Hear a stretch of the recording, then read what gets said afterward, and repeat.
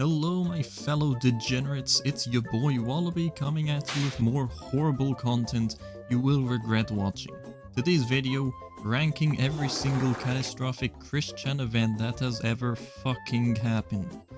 Now for the fortunate group of people who don't know who he is, first of all, wow, fucking envy you. Second of all, TLDR, Christian is an autistic person who has been trolled due to a shitty life decision. Okay, onto the video.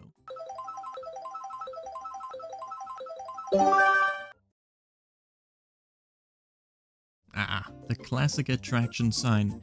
This may represent the love quest as a whole actually, but if anything should represent it, it's this abhorrent abomination of an attraction sign produced by Chris at the start of his so-called love quest, where he intends to find a boyfriend-free girl with the help of this sign due to the infinitely high boyfriend factor. By the way, fun facts of the sign, numero uno, it's stated only girls who are smart, handsome and young may solicit Chris for a date, which by the way, Chris is none of them.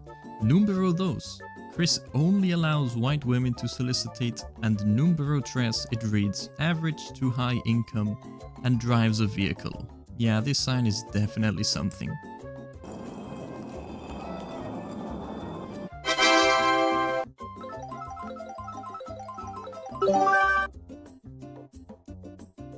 Oh no, come on. Okay, let's get this over with. Chris had an obvious fake girlfriend and Chris wanted dopamine receptors to activate, also known as wanted to have with her. So he did anything to accomplish his final goal. The troll made multiple ludicrous requests and by far the most horrific one is this one, where Chris essentially, well, farts on a cake and somewhat shoves it up his ass. So yeah, just plain awfulness. Moving on.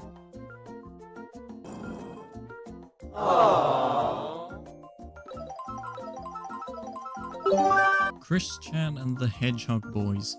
These musical legends are masterful creators of certified bangers and my hood's favorite music like So I Need a Cute Girl, Sonichu Zap, AUTISM, and La Cocina en la Casa de Casanova.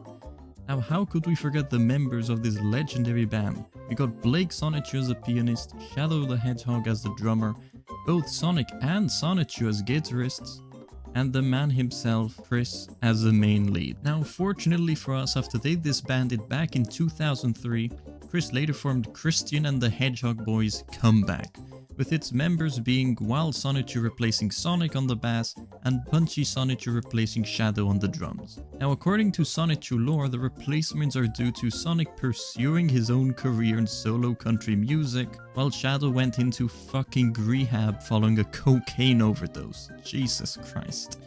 Just for this end part, I'll give it an extra Reddit gold.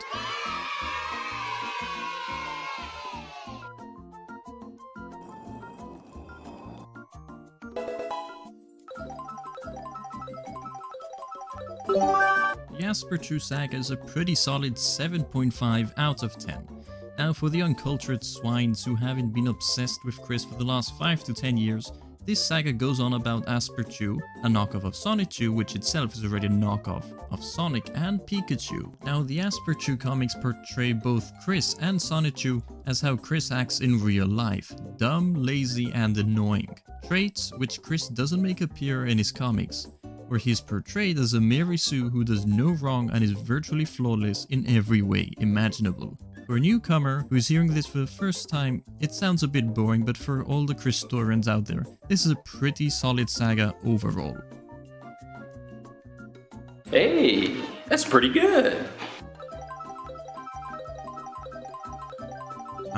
Classic Christian Christmas 04.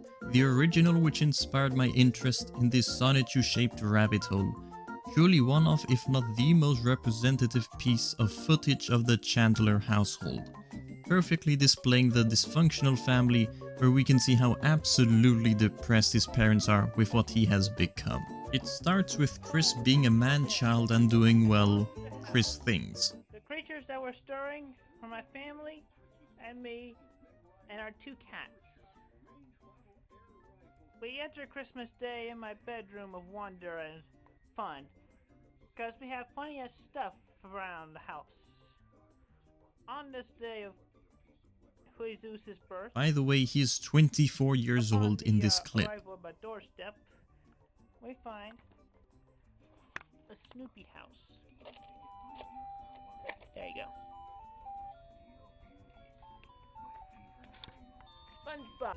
The main juicy part starts here with the Chandler family gathering around the tree to open the presents and start out with a letter written by Chris, which he gave to his father, where he just rants about his love quest and Santa not bringing him a boyfriend-free girl.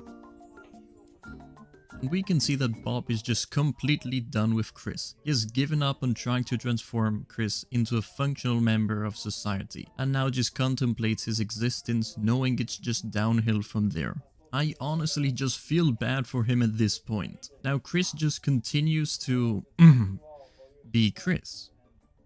Love throughout my fantastic love quest, Pooey.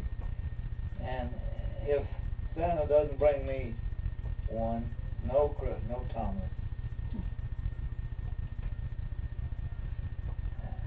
Like I asked him, then I'm going to need some support finding a boyfriend free. It'll come, Christian. Hope you all like my present. Okay. Today I'm thinking of Christmas and remembering you all. Merry Christmas, Christian C. Yep. Alright, well, first I gave you presents. Well, Now here he offers his father a present, which he can choose between the red pill, the VHS of Fraggle Rock, or the blue pill, the DVD version. They have everything same thing except the VHS is recorded off of the Which DVD. Chris actually wants to keep the DVD version for himself, and forces his father to choose the VHS version, which we can clearly see that Bob doesn't really give a flying fuck about. VHS. So you want the VHS? Yeah. There you go. I'm not much for the other. DVD. Why do we have it on both? I gave him a choice, remember? You remember he originally wanted DVD? Yeah, Fraggle Rock, Father, that's what's on there. I see. Everything that's on the DVD is on that VHS. VHS works better than my system. Yeah. So I'll just add that to my collection later. And for his mother, Chris takes great pride in presenting her with the iconic snow globe of Hamtaro. This thing is in the box, Mom. I made the box with the some cardstock paper. Like, it's just slides apart. I got you Hamtaro. That's cute. Yeah. So yeah, pretty depressing out of 10.